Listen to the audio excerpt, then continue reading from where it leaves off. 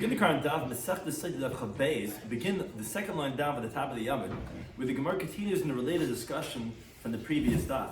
That is, we had explained that a person who learns Chumash, Mishnayos, but is not Mishamash Tamid Chachamim.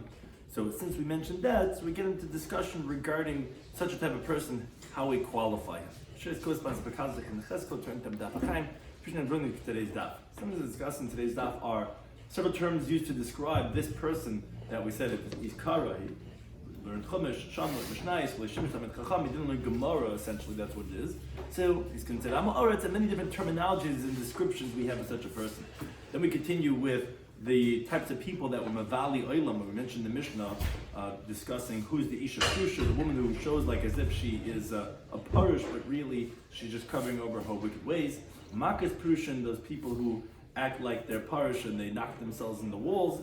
We have Machlekes, the Daf ends over between Rabbi Shimon and Rebbe regarding if Schus Kil B'mayim Amarim, do we say that merits will suspend her punishment from the bitter waters? So begin the current Daf. In the previous Mishnah we had mentioned regarding a Rasha Ur, we had mentioned the people that are Mavali Ur, a threat to society. It says a person who performs a noble act with wicked intentions. We had many different examples. The last one was someone who learned only Chumash and Mishnayos, but not Gemara. So people who hear him learning Mishnah out loud, they follow his erroneous rulings and they court him honor due to Talmud Chacham when he does not deserve it. So that was one of the examples of what's called a Rasha Ur. Again, because we had mentioned in the Mishnah a teaching from that Tana, and we mentioned that he says, who are Mavali, a threat to society. So once we mentioned this of someone who's Kaddish B'Shanim B'Shlei Shimish Tamid Chachamim, so Itmar, the Gemara now, the second line down, says and gives a few different descriptions for this person that we called him a Rasha Arim. So the guy who's Kara B'Shanim, someone who learned Chumash and Mishnah, but Shimish Tamid Chachamim did not attend and serve Tamid Chachamim. So Rabbi Laza he says, Hariza Ama'aretz. He's considered an ignoramus, meaning in halacha, someone who's Ama'aretz, the reason why we instituted halacha of Demai is because he suspects regarding Maestris, regarding Taharas. So a person who learned Chumash and Mishnah but didn't serve Tamid Chachamim is considered in this halacha of Ama'aretz. Shmuel ben Nechmeni Amar, he says there is a bor. He's actually considered as not just Ama'aretz, which is a person of the land, but he's a bona fide ignoramus, which is even worse than Ama'aretz. He says Hariza Kuti. We actually treat him like one of the Kuthians, and therefore it's forbidden to eat from his bread and from his wine, pas, akum, and all these different halachas, because since he was not shamash tamid chachamim, so he's not particular in the words of the sages that go according to their opinion, and he's only learning only to show himself off as if he's a talmid chacham, but really we're going to treat him like a kuti. Rav Acha bar Yaakov, he says the worst. He says a reason mogrish. He says he's actually like a magician, like a sorcerer who actually creates illusions, and he steals people's hearts, and he's just fooling people. And here also is the same thing, that this person who never learned Gemara is learning Mishnayos and he's making like as if he knows, he's considered like a Mogish. Now, Amr of Nachma Yitzchak, he says, Mistab is logical like the last opinion, Kiravacha Bayakov, that we treat him like a magician, because people say, Rotin Magusha, which the targum of the word Chayver Chaver, which is brought in Devar Mitches, is Mogush, which a Chaver is someone who whispers this sorcery, but he doesn't really know what he's saying. He doesn't understand what it is and what the reasoning and the definition of what he's doing. It's just they know to do this, where they know that the sorcery comes through these certain types of whispers. So that's the same thing with these people. Here also Tani Tana, that this who learns Mishnayos, who never served Tamid Chacham, he says over in his Mishnayos, doesn't know what he's saying. So it's very similar in that way to that Mogush, who he knows abracadabra, he knows what to say, but he has no clue what's happening. Here also, he also says what he's saying, but he has no clue what's happening. He doesn't know the interpretation. It therefore makes sense that would be the one of the kavah, the shana b'leishimish tamid chacham would be considered like a Mogush. So continuing on this theme regarding an Ama'aretz, turn about one of Braisa. Is that who Am Ha'aretz? Who is an Ama'aretz that is suspect regarding Taharos, that we have to treat his stuff like Tameh, and regarding Maestris, and we have to presume that what he touches is going to be Tameh? So there's a few different opinions. Kol she'ein koire Kriya Shema Shachas v'Arbis bebirchei sehel. Whoever doesn't say Kriya Shema in the morning and in the evening with its brachas, where most definitely he doesn't know anything, that's Divrei Meir. Because Rashi says, if he knows how to say Kriya Shema and he doesn't say it, that wouldn't make an Amma Aretz. We're saying a guy who most definitely doesn't know, and if he doesn't say it, that would be an Amma Aretz. The sages, they say, Kol she'ein menech tefillin. He doesn't put on tefillin, and the reason that is because then he's made sheker ba'atzmoi, because how are you saying the parsha without wearing tefillin, where it says in Shema to put on tefillin? So that's a person that's an Amma Aretz. But Nazir he says Kol she'ein tzitz bebigdei. If he doesn't have any tzitzis strings on his garment. B'yeinzin ben Yosef Amar, he says Kol she'esh le'banim. If whoever has sons, and he does not bring them up to l'Torah, that means the father is Amma Aretz. The others, they say, Afilu Kaira B'Shaina, and this is the opinion that we had why we brought this in, but we mentioned before, even if he learned Chumash and learned Mishnayos, but he did not attend Talmid Chachamim, Zeu Amma Aretz, that is an Amma Aretz. Now, Kara V'Lo Shana, if he learned Chumash, but he didn't learn Mishnayos, so then Harei Bur. So then he's even worse, he's considered a Bur. Lo Kara V'Lo Shana, if he didn't learn Chumash nor Mishnah, on him the pasuk says in Yirmiyah, "Bezerati is Beis Yisrael, Beis Yehuda. I have seated the Jewish household and the house of Judah. Zera Adam bezera behema. There's seed of man, and then the seed of animal. Meaning some people are like mamish, like behemoths, that they don't learn not Gemara, not Mishnah, not even Chumash. That's a person that's worse than the Amara, is worse than the boy. He's like a behemoth. Now the pasuk says in Mishlei, related to this discussion, Yira es Hashem, fear God, B'ni v'melech, my son, and the king, Im shoinim al tisarav. With others, don't mingle. What does this mean? Some of Yitzchak, he says, Elu sheshoinim halachas. This refers to those who learn halachas, which really, in Talmudic literature, refers to Mishnayos, where that they didn't serve Talmid Chachamim. They weren't particular about the reasoning, the rationale, and understanding of the Mishnayos. So, V'im shoinim al tizarav, don't hang out with those who are shoinim halachas, don't hang out with them. Says Gemara Pshita that's the interpretation. What else would you darsh in this pasuk if not like this? What does it mean, Im shoinim al tizarav? Obviously it means those who learn Mishnayos. Says the Gemara, no, what would you say? That actually what it means to say is shoinim b'chet. When it says im shoinim matzab, don't hang out, don't mingle with those who are shoinim, it doesn't mean shoinim halachas. It means those who double repeat their sin. Because Rav Huna, famous teaching of Rav Huna, he says kiven sha'avara the mavera b'shana, but once a person commits a sin and he repeats it, hutrala, it's permitted him. Meaning it's like seems like in his eyes like it's never permitted. He does it already.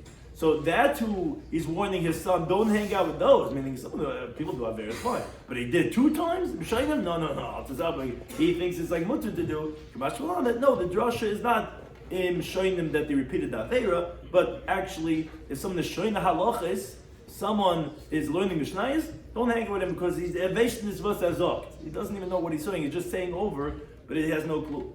Now, Tanu learned the Braisa Tanoim, the Tanoim are Mavali Oilam. Those who know Mishnayos, they mix up the world. Says the Gemara, really, Mavali Olam Sogadayder, do you really think to say that they confuse the world? What do they cause bad to others? So Amar Ravina says, yeah, because Shemorin Halacha Mitech Mishnasim, because they give halachic rulings from their Mishnayos. Therefore, they're Mavali Olam, because they give erroneous rulings. Because they don't understand the reasoning of the Mishnah. Sometimes it causes that you compare it to something that's not similar. And also there's many Mishnayos that we say, okay, Hamani, Plainihi, Vichidahi, it's an individual autonomy, the halacha is not like that. And also they don't know that regarding a previous machlekes of Tanoim, who's the halacha like? And therefore, again, they give their rulings, erroneous rulings, they don't even know the understanding, and therefore, yeah, they're Mavali Olam. Now, says the Gemara, Tanim Hachi, similar in the Braisa, Rabbi Shloimy says, Mavali Olam hein. What do you think, those who teach and learn Mishnayos, that they mix up the world? Well, what do you mean? They're from those who settle the world. Shenemu, we say this in the in Kilikeinu, Chabakuk, Halichis Olam Loi, that whoever's Hashayna Halachis, what do you mean? The world is his, it's in his merit. So you see that it's a good thing for those who are Hashayna Halachis. How could you say Mavali Olam? Says The Gemara no, it's of course he's supposed to know Mishnayos, but he's not supposed to give halachic rulings from Mishnayos. You have to understand the source and the definition and the consequences if you understand the reasonings. And those who give the halachic rulings, they're the Mavali Olam. Now we had mentioned regarding in our Mishnah those who are a threat to society: a chassid shaita, a foolish chassid, a rasha aram, a cunning, wicked person. And those first two we already explained in the previous daf. And then there were two more: isha prusha, a woman who is parush, is ascetic, is separated, and the makas prusha, and the wounds of someone who's parush, the mavali olam. So the Gemara quotes the Mishnah isha prusha b'chulu. So the Gemara elaborates on this about how they're mavali olam. The isha prusha term in the brisa. Besula tzalyonis, a girl who is from the word of tzli, of like tzlusa, of davening, a girl who prays continuously. Almana shevavis, and a friendly neighbor widow who goes and visits her neighbors always. And v'katan shleikalu lechadashav, a young one who his months have not yet come full term, which the Gemara is going to explain later on. What does this really mean? These are those that mix up the world because really they're only adulterers and they're sorcerers, and they show themselves as if they're very righteous, that people shouldn't check after them because no, she's the best neighbor, she comes over with cookies all the time, she's always there, every simcha, everything, she's an amazing person. No, these are the Mavali Olam. Is that really so? Says, we learn the concept of fear of sin from a girl, and how much reward you could get from a widow, where she put in so much effort, more than what was necessary, to get reward, as we're going to explain. So we learn that a person should put in the effort when they're doing a mitzvah to get more reward. What are these two things? So you have Yidas Chet Besula, the fear of sin from Besula was Rabbi Yechanan, Shamalahi Besula, he overheard a girl, the Nafla Apa B'Kamar, she fell on her face and she said, Rabbeinu Shalom, Master of the world, Barasa Gan Eden and Barasa Gehem. You created paradise and you created purgatory. Barasa Tzadikim, you created the righteous, who they inherit Gan Eden. Barasa Rishon, you created the wicked, who they inherit Gehenna. Yiratzon Lofanecha, may there be a will in front of you, Shalei Kashlu Bi B'nei Adam, that people do not stumble through me, to lose their portion because of me from a Gan Eden and to inherit Gehenna. So Rabbi Yechanan heard this, says, wow, you understand the incredible, what does it mean, Yiras Chet? What is the fear of sin? And then you have Kibbutz Skar Ma'almana. We learned the reward but how to put an effort to get reward from a widow. The Almana, because there was a certain widow, she had a shul in her neighborhood. But every day she came to daven in the Beis Medrash of Rabbi Yechanan. I said to her, Biti, my daughter, isn't there a shul in your neighborhood? What are you walking all these miles to come to my shul? She said to me, Rabbi, my teacher, don't I get a reward of the steps that I take to come to the shul? So we see about the Kabbalah Schar, how a person should put in tircha to get that. But one thing we see, how can you say that the widow is considered Mavali Olam when we learn Kabbalah Schar from a widow? Says the Gemara, Ki Ka'amar, when did we say that these friendly widows and these young girls are Mavali Olam, are specific type of cases? As Rashi tells us, she was a widow that was a sorcerer. When it came time for a woman to give birth, she would close up the woman's uterus through sorcery. After the woman would be in a lot of pain, then she would say, I'm going to go and ask for mercy. Maybe they'll hear my prayer. And she would go, she would undo her sorcery, and the baby would come out. Be like, wow, you heard about this miracle worker, wow. And so one time she had a lady working in her house, probably could afford cleaning up, she was making all this money about all this side hustle over here. And she went to the house of the woman who was giving birth. Now the cleaning help heard the sound of the sorcery knocking around in her, maybe it was the lead, I don't know what was in there, with knocking around in the bowl, as the baby knocks around in the mother's womb. So she opened up the covering of the vessel, and the sorcery went out, and the baby was born.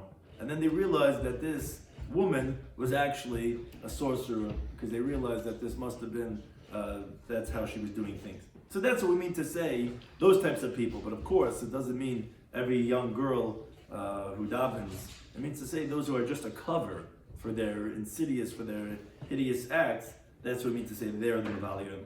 Now it says, what do we mean that is a young one, that their months have not been finished? Usually it's a reference to like a baby that's not full term, that's not been kol chadashim, that wasn't 9-month baby. What does that mean? Here in Babel they interpreted this first a Talmudic scholar that rejects his teachers. So we're calling him a minor that has not gone full term, meaning because his days are shortened. As the Gemara says, Chagid of Haim and Aleph, he's not going to live that long. That's why we're calling him Katan, a young one, who is a young whippersnapper that's like Kol Chadashim, he's not going to live out his months. Or Rabbi Amma says, no, it's actually referring to Zed Talmud, it refers to a student, Shlehigi Lahirav. He has not really reached the stage of giving halachic rulings, and he gives halachic rulings. He says, it wasn't in the pasuk in Mishlei. It says, Kirabim chalolam hipilam, because many dead ones she has caused to fall. Va'atzumim kol harugeha, and how mighty are all those who are her victims. So that's the metaphor, that's the mashal about the woman, the zayna, how she causes people to fall.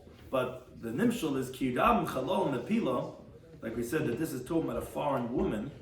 And regarding a student that doesn't conduct himself appropriately, he's also called the same way. So when it's saying that many dead ones he's caused to fall, this refers to Talmud Chacham has not reached the age of ruling, and the gives rulings. So, like Rashi explains, hipila is like a terminology of nafil. A nafil is a stillborn who has not been miscarriage, who's not come full term. So that's also here. He's not yet full term yet, and he's already giving. He's already being born, and it's not yet time, and therefore he's a miscarriage. And about that how mighty are all those that she kills is that this refers to the other way around. In Yiddishkeit, there always has to be a balance. If he's will reach this stage of ruling and he doesn't rule, like Rashi says, the word atzumim is the word of, like we find the pasuk eitzim einav, which means that he closes his eyes. So here it means to say that he closes his mouth and he doesn't rule for those who need rulings. That's also, he's going to be held liable for those who are being killed because of him. Now says the Gemara, now up until when is it that a person is fit to give halachic rulings? It's ad arba'in shnin. It's up until 40 years, which Taisa says from when he starts learning until 40. Not when he's born, because that's what we find in the Gemara and Avodah Zarah. Hashem did not give you wisdom to understand until today. Obviously, a person does not understand his Rebbe's teachings until 40 years, which was from Matan Torah till 40 years, then he started learning. But the difficulty is obviously that the next teaching says, Ini barili, but barabba eri. Barabba gave rulings, which Rashi explains, he only lived for 40 years. As the Gemara says in Rosh Hashanah, and Aleph, that Rabbi and Abaye were both from the household of Eli, that they used to die young. So how can you say that it's only when you reach 40 you give halachic rulings if his whole lifespan was 40 and he was a Moirei Rab? And that says the Gemara, B'shavim. Rashi translates that to mean that if he's equal to the gadol of the city in wisdom, then he's allowed to rule. Or if there's no one that's an elder from him, then he could. But if then he shouldn't be ruling until he's over the age of 40. But since there was no one greater than Rabbah, so therefore he gave halachic rulings even though he was younger than the age of 40. Now he said in the Mishnah, the fourth one that's Mavali Olam is a makis prushim b'chulu. A person who wounds himself, so people consider him pious, that's also from the Mavali Olam. Now Tanna Molinda Bryce said Shiva prushim him. Taisa has a different version of this, but the way Rashi says that there's 7 types of prushim, that they are again this false parish who separates himself from the world, and the Gemara is going to explain them all. But the list is parish shichmi, those who are they separate themselves as Shchem. Parish Nikfi, the Purushim of knocking. Parish Kizoi, the Purushim of bloodletting. Parish Meduchya, the Purushim of pestle. And Parish Machabasi Ba'asena, the Purushim of what's my obligation, I'll do it. Parish me'ahava, parish me'yira. Separates from love, is parish from yira. So the Gemara explains what are these 7 perushim. Parish shechmi means zel isa ma'isa shchem. He does an act of shchem, which is the famous biblical story with Dinah, that the people of Shechem, they circumcised themselves, but not for the sake of heaven. They only did it for Shechem's benefit. Here also, this person who's doing this precious, he's doing it for his own benefit. He wants people to honor him, not l'shem shemayim. He's like, wow, look at this person, she's parish, separated from this world. So that's one type of parish. Then you have parish nikvi, which is zeh ha'mantkiv es raglo. This is a person who knocks his feet because he goes very humbly with his heel on the side of his big toe. And he doesn't lift his foot off the ground. And because of that, he knocks his toes into the stones. So that's another type of parish. Then you have parish kizoi. What's that? Rabbi Nachman Yitzchak says, "Makes dam l'ksala." This is someone who, he does bloodletting on the walls because he makes himself like as if his eyes are closed, that he shouldn't be looking at the women. And because of that, he knocks his head into the wall and blood comes out. So that's another type of, again, not ideal type of parish. Parish meduchya, which is wide like a pestle. So because Omar Rabbi Bashila says the mishapeya, he goes bent over ki meduchya, like a pestle, which is bent over the top. That's how he walks. That's again another type of false pious person. Then you have parish machayvasi vasena, the parish that says, "What's my obligation? I'll do it." And you teach me what to do, and I'll do it. Says Gemara, why is this in the list of the bad prushim? Hamal yusahi. What do you mean? That's a beautiful thing. If he's not proficient in things that are forbidden, and the dikdukim mitzvah is coming to learn, why is that a bad parish? Says the Gemara, no, el da'amar machavasi su. He says, what more is my obligation that I didn't do? V'asen, and then I'll do it. So he makes himself like as if he's doing everything. What else can I do that I haven't done? Oh, meaning because you've done Old Torah already. You just want to know what else. That's again the inappropriate parish. Then you have parish me'ahava, which the way Rashi translates means that he's doing it for the love of the reward of mitzvahs, not for the love of that the Creator is commanding him. And you have parish me'yira. You have someone that's separating for the fear of the punishments. What do you mean? What else should a person do? No, you should be doing it for the love of Hashem Yisbarach, the way Hashem, our God, commanded us. And in the end, the reward will come. So these perushim are still considered as incomplete types of perushim. The Tana, Abaye said to the one who's teaching this brisa, says no. No, you should not be teaching this, that the inappropriate perushim are number 6 and 7, that the one who separates from love and fear, meaning even though it's not really the ideal, it's not for the love of Hashem, it's not for the fear of Hashem, rather it's for the love of the reward and for the fear of the punishment, it still should not be considered as from the inappropriate ones. Because the Amr, he says, a person should always toil into performance of the mitzvahs and learning of Torah, even not for the sake of it. Because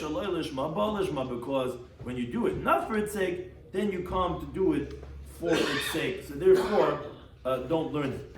Now, I'll tell you something interesting. It brings from the Yerushalmi that when we say parish ma'ava, parish me'yira, what does it mean to do it from love, do it from me'yira? Meaning, you should do it from love, that if you're coming to hate, you should know that a lover doesn't hate. Therefore it says you should love Hashem. When it says asa me'yira, if you're coming to rebel and to reject, you should know that someone who's afraid doesn't reject. So you always have to have yihava and yira. But again, it shouldn't be the inappropriate yihava and yira, like for the reward of mitzvahs and for the fear of the punishment. It should be no, for the love of Hashem and for the awe of God. And all those above were not cases of shlolishma? No, those would seem to be more deceptive. Okay. It wasn't like shlolishma. It's like look at me. Look how great I am. Now, Tosha asked the famous question that, what do you mean? The Gemara says in the first page of Tainas, you're telling me that, no, don't say asam ava, asam yira. Even though shaloi lishma, he's doing it because for reward, he's doing it because he's afraid of punishment, he's not doing it for the sake of God himself. And but it's still not a bad thing because you should always do Shalosh Shema, so then you come to Lishma. But the Gemara says in Tainus, whoever's Oisik B'Torah Shelo Lishma, Nasle Samam Avis, becomes him a potion of death. And the Gemara in Brachas Daf Yitzayin says, whoever's Oisik B'Torah Shelo Lishma, Noich Lo Shloi Nivra. It's better that he wasn't born. So how do we resolve these two Gemaras? Famous question Taisa asks, is it a good thing Shelo Lishma, or is it a bad thing? Says Taisa, the way Taisa answers it over here, says that Oisik Shelo Lishma means, for example, someone is afraid of Yisurim, like over here, or for the love of receiving reward, where he's not having in mind to complete the will of his creator who commanded him to do this, rather for his own benefit. As the Gemara says in Avodah Zarah Daf Yotes, it says in the pasuk, "B'mitzvaysav chafetz ma'od." In his mitzvahs he wants very much, meaning you're supposed to want the mitzvah and not in the schar of the mitzvah. And that's what the Mishnah teaches in Masechet Shabbos. We had in this last week's parak. And Reb Tzaddik actually in the beginning of I think Tzidka, so it says something very similar to this. Don't be like this, like the sermons of Misham Zarav and Manasa Kabel Pras. Meaning, don't do it for the reward. That's considered Shaloi Lishma. And as the Gemara says, they don't have Mem Zayin, and the Gemara knows that Chav Gimel and Harius La'il Nyasik Adam, where we find that in the reward of the 42 karbanos that Balak brought, he merited that Rus came out. He also, his karbanah was for his own benefit, where he was bringing a carbon to get his desire for his reward, and not for Shemai. Like the Gemara says in Rosh Hashanah, if someone says, I want this coin to be for tzedakah on the condition that my son lives, which many people give tzedakah for that, they said, whatever the advertisement is saying that you're going to get, if you give the tzedakah, hurry to tzaddik gomer. It's considered tzaddik gomer, but it's considered shalom lishma. So on that we're saying that that's good. You do that, you'll come to lishma. But the Gemara in times, the Gemara in Brachas that says, no, don't do it. You're going to do it, noich l'shlei nivra, and it becomes a samam avos. That's when you're doing it not out of love for the reward or for the fear of the punishment even. Rather, it's to add on to his sin, where now he's not even mistaken anymore. Now he's doing it deliberately. Because even though he knows that he's violating, he's not going to stop himself from fulfilling his desires. As the Gemara says within Brachas, that the whole tachlis of Chachma is tshuva ma'asim tovim, where a person should not learn Chumash and Mishnah and Sotah Daf and then reject his father and his mother and his Rebbe or someone that's greater from him. Like it says, Reishos Chachma Yiras Hashem Seichel Tov L'Chol Yisayim. It doesn't say Lo Lamdeim, it says Lo Yisayim, which for those who do it Lishma. So when we say that if you're doing it Shalom Lishma, it means to say, if I care, you're doing it now, and now you can do it deliberately. That's more deviant type of Shalom Lishma. That's when we say that it's Noich Lo Shloi Nivra. So on that the Gemara will continue. So again, don't count those as number 6 and number 7. They said because no, doing it for ulterior motives, as long as it's not for deviant reasons, is actually a good thing. Now the Gemara continues in Rav Nachman Yitzchak. He says, the mitamra, that which is hidden, is mitamra. It's hidden from people. Ud megalia, that which is revealed. Megalia is revealed. However, Beidina Rabba, but the great court, all of it is revealed, and Lipare Mahani Dechafu Gundi. And they're going to punish from those who cover themselves with their talisais, with their cloaks, meaning they show themselves as if they're Perushin, but they're not really Perushin. So although no one else knows because it's hidden, but in Shemaim they're going to punish such a person who machtz chazar grace tzaddik. Now Amala Yanei Malkul, the basic Gemara ends off with a very interesting vignette. So Yanai Hamelech said to his wife, now the situation over there was that the Prushim, meaning you would call them the whatever the tzaddikim, the Orthodox, whatever everyone called them, there was no such thing then, but they hated him because he killed many of the Talmidei Chachamim, and he ended up becoming a tzadduki, a Sadducee who denied the oral law. As the Gemara says, the Kedushin of Samach Bav. Now, when he was dying, his wife was afraid of the Prushim that they shouldn't remove the kingdom from her children, and she was telling Yana Melech to beseech mercy by the Prushim for her. So he said to her, "Look, al tisyari min Prushim. Don't be afraid of the Prushim because they're tzaddikim, and they're not going to take revenge on you and do something bad to you, and not to your sons because you didn't do anything wrong to them. So don't worry from the Prushim. They're not going to the Haredis are not going to do these things to you. And not from those who are not Prushan, meaning that they're my friends. So they're not going to do anything wrong with you. Ela min hatzavuim. From the literal translation is from those who are the colored ones, the dyed ones. In other words, that they don't show their true colors. Rather, they have these colors on the outside, but their inside is not like their outside. Where Shadaim la Prushan, they look like the Prushan. Shemasein Kemais Zimri, famous quote that people say, their actions are like the actions of Zimri, which we know in the famous biblical account that he was Mazana, which they're wicked. But they want reward like Pinchas, who he went and he was a kanoi and he killed Zimri. So they say to people to honor them like Pinchas, but really these people are really Achzarim, these people are Gefeilicha people. Which Rashi brings, some explain it's regarding that specifically of Tznius, which they're really noyavim. They go, oi, oh, Gila Rayas, whatever they scream about these inyanim, but really they themselves are Oisa Maisa Zimri. So those are people you got to be careful about. They're not the genuine, real Prush. Next Mishnah, continuing on the theme of our previous Mishnah regarding that we said that, if she was Mazana, she's going to get this dastardly death. But we said that sometimes you could have a schus that would be Taila. Tanakama of the previous Mishnah says it could suspend for a year, 2 years, maybe even up to 3 years, that she's not going to have this consequence. Shimon Aimer, and now Mishnah continues on this halacha, and he disagrees. He says, no, there's no such thing as a merit suspending the consequence of the bitter waters. He says, if you would say that merit would suspend the curse of the bitter waters, so then you're watering down as hamayim, the water, the pun is intended, in front of all the women that are drinking. Because they're like, oh, okay, that's a big deal, whatever, doesn't really happen necessarily, smoking might not really kill, whatever.